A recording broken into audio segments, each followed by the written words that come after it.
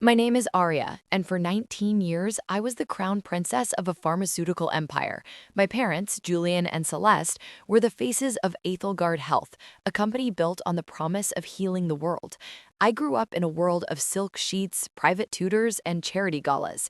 On the eve of my 20th birthday, they asked me to sign succession papers so I could one day lead the family legacy. I signed them with a heart full of love, never dreaming that I was actually signing away my freedom.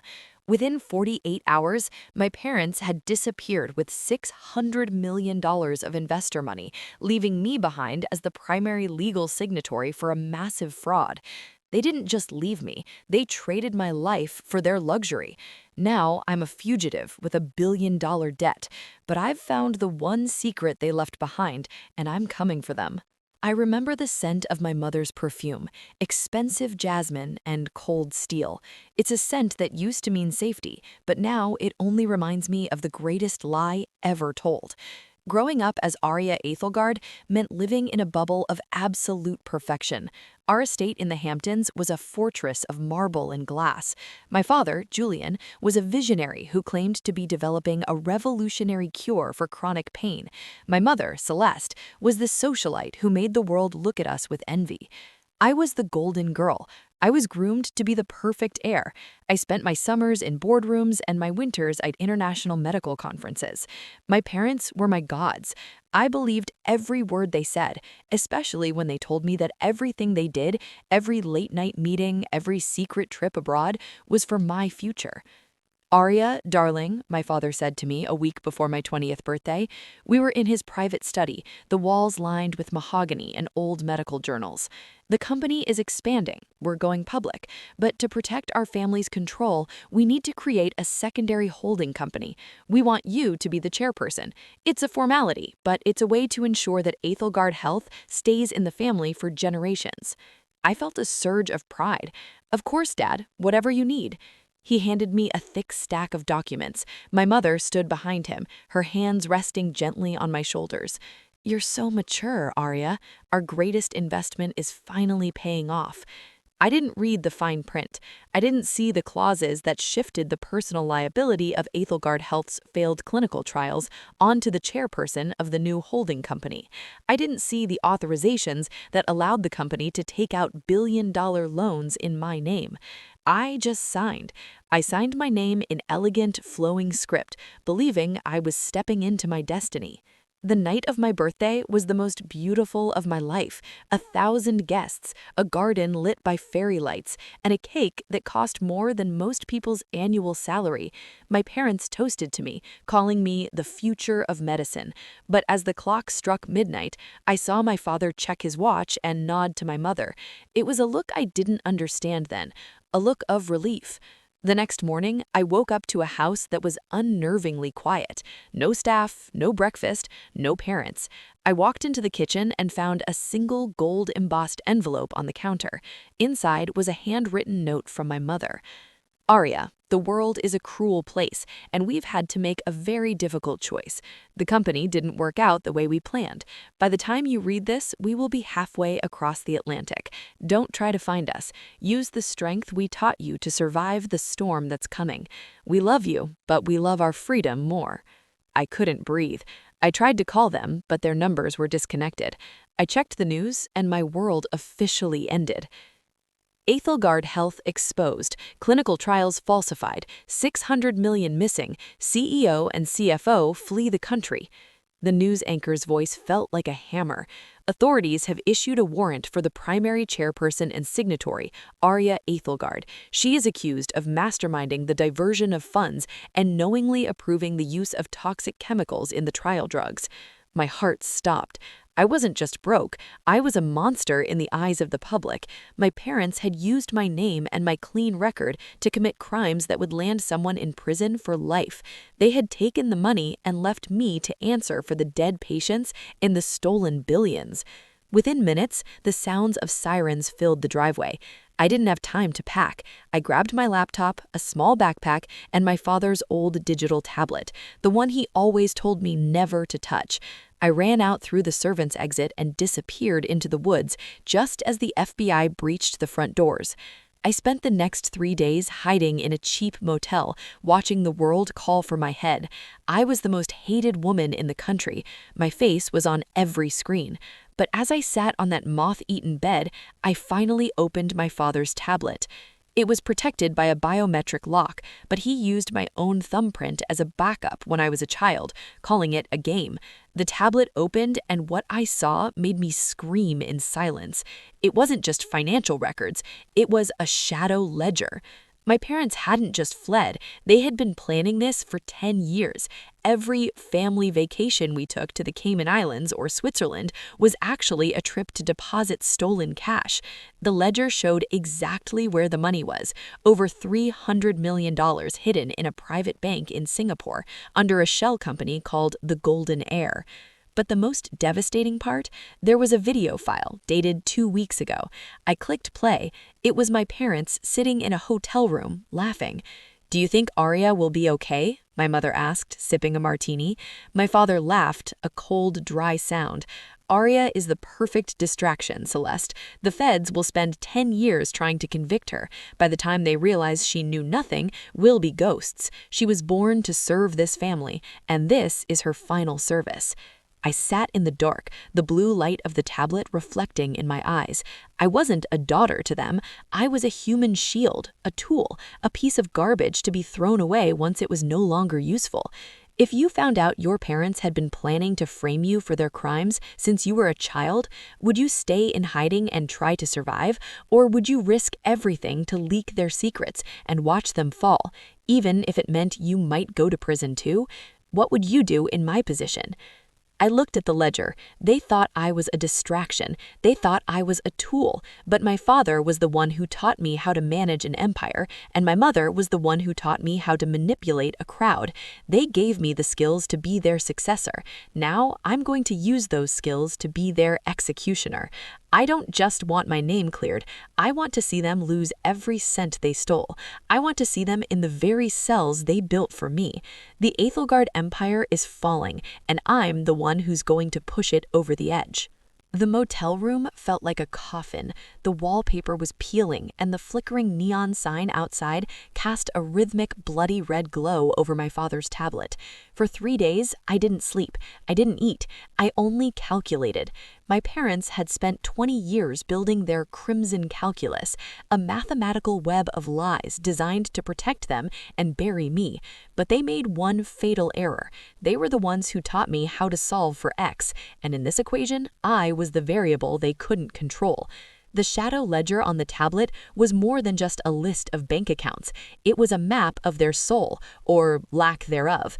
As I scrolled through the files, I found the Aria Protocol. It was a folder containing every document I had ever signed from the age of 16, every birthday gift that was actually a power of attorney, every college fund that was actually a high-risk loan agreement. They hadn't just framed me, they had meticulously manufactured a version of me that looked like a greedy, cold-blooded criminal to the outside world. "You think you're ghosts?" I whispered to the empty room, my fingers flying across the keyboard. "I'm going to make you scream." I knew that if I stayed on the grid, the FBI would find me within hours. I needed to move, and I needed a new identity. Using the tablet's backdoor access to Aethelgard Health's private server, I bypassed the security protocols my father thought were impenetrable. I found a hidden slush fund, a small account with $50,000 meant for emergency bribes. I funneled it through 6 different offshore shells, eventually landing it in a digital wallet that couldn't be traced to me. With the money, I contacted an identity broker I had heard my father mention during one of his hushed late-night calls. 2 hours later, in a rain-slicked alleyway behind a laundromat, I traded a stack of cash for a passport and a driver's license. I was no longer Aria Aethelgard, the disgraced heiress. I was Elena Vance, a freelance data analyst. My first target was the Singapore account, the Golden Heir. It held $300 million of the stolen investor money. This was my parents' forever fund. If I could lock them out of that, they would be forced to come out of hiding to fix the glitch. I set up my workstation in a small, abandoned office space I rented with cash. The air was thick with the smell of old paper and dust. I plugged the tablet into an encrypted router and began the hack. My father's security was a masterpiece of encryption, a literal labyrinth of code, but it was built on his favorite mathematical sequence, the Fibonacci spiral. He always said nature's patterns were the hardest to break. He forgot that I was the one who helped him finish that code when I was 15. As I breached the final firewall, a live notification popped up on the tablet. My heart nearly stopped. It was a GPS ping. My parents weren't just in Singapore. They were currently logged into the account from a private yacht off the coast of Bali.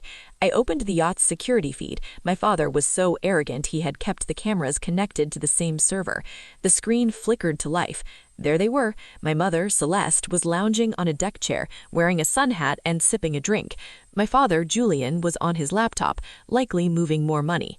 "The transfer is almost complete, Julian," my mother said, her voice crystal clear through the tablet speakers. "Once the final 50 million hits the Swiss account, Aria's name will be the only one left on the..." On the subpoena, the FBI won't even look for us anymore. They'll be too busy building a cage for our little girl. Julian didn't even look up. She's a smart girl. She'll find a way to survive in prison. It's a shame, but Aethelgard Health needed a final sacrifice to ensure our retirement. The coldness in his voice was like a knife to my chest. They weren't even sad. They were bored. I wasn't a person to them. I was a line item on a balance sheet that needed to be erased. If you were watching a live video of your parents celebrating your downfall while they sat on a yacht bought with stolen money, would you call the police immediately and hope they catch them? Or would you wait and empty their bank accounts first, leaving them stranded and penniless in a foreign country? What would be your first move? I didn't call the police. The police would just seize the money as evidence, and my parents' high-priced lawyers would find a way to keep them out of jail. No, I wanted them to feel the panic I felt. I wanted them to know what it's like to have the ground vanish beneath your feet. I didn't just lock the Singapore account. I did something much more crimson calculus. I initiated a reverse drain. Using the shadow ledger, I began sending the $300 million back, not to the government, but directly to the bank accounts of the thousands of elderly investors my parents had cheated. I did it in small, untraceable increments of $10,000, $20,000, and $50,000. On the screen, I saw my father's face suddenly pale. He started hitting keys frantically. What is happening? The balance is dropping. Celeste, someone is draining the golden air." "What?" my mother screamed, standing up so fast her glass shattered on the deck. "Stop it! Shut it down!" "I can't," Julian yelled, his voice cracking with the fear I had never heard before. "The system is locked. It's using my own encryption against me. It's sending the money back to the victims." I watched as the numbers on his screen turned red. $200 million, $150 million, $50 million. I leaned into the microphone of my laptop, my voice a whisper that I knew would echo through his yacht speakers. "It's not someone, Dad.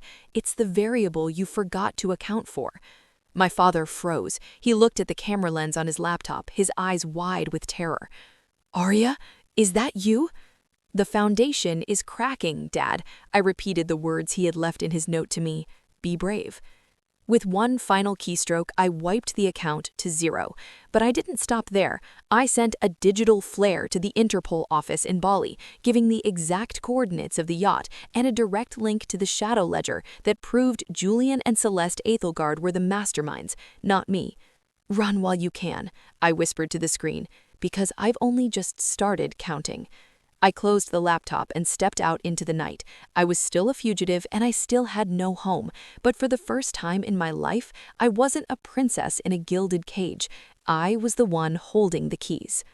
The flight to Bali was long, fueled by caffeine and a cold, sharp adrenaline. I didn't travel as Aria, I traveled as a ghost. My parents thought they were the only ones who knew how to disappear, but they had raised me to be just like them.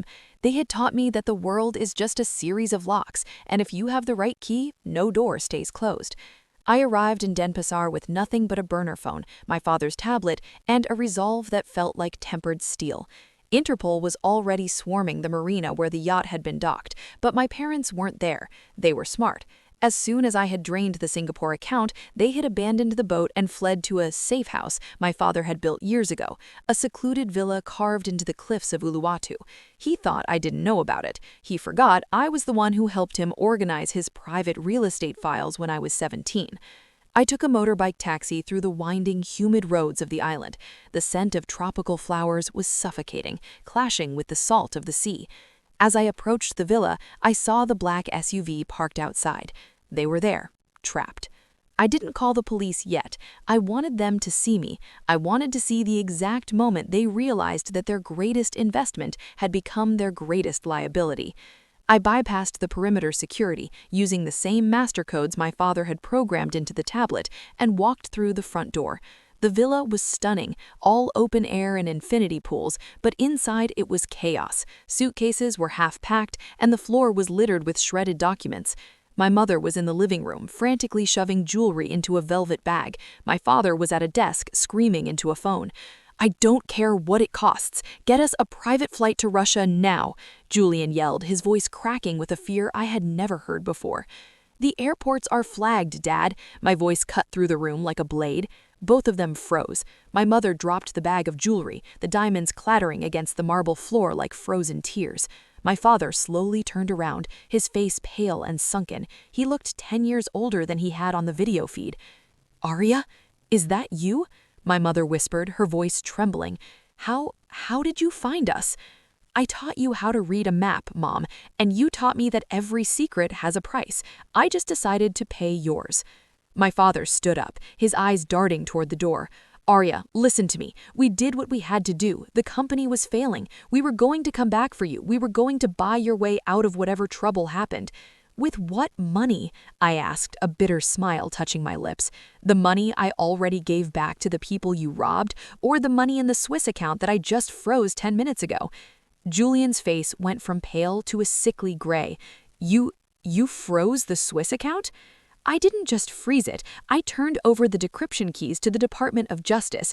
By now, they have a complete list of every bribe you ever paid, every official you bought, and every clinical trial report you faked. There is no retirement waiting for you, Julian. There is only a cage." My mother rushed toward me, her hands reaching out as if to hug me. "Aria, please, we're your parents. We gave you everything. The clothes, the education, the life you loved. It was all because of us." I stepped back, her touch feeling like a burn. "You didn't give me a life, Celeste. You gave me a script. You played Mom and Dad while you were actually playing CEO and CFO of my destruction. You didn't love me. You loved the protection my name gave you." My father's fear suddenly turned into a pathetic, desperate rage. He lunged for the tablet in my hand. "Give me that. You're 19. You don't know what you're doing. You're destroying our legacy." I dodged him easily. He stumbled and fell against the desk, looking broken and small.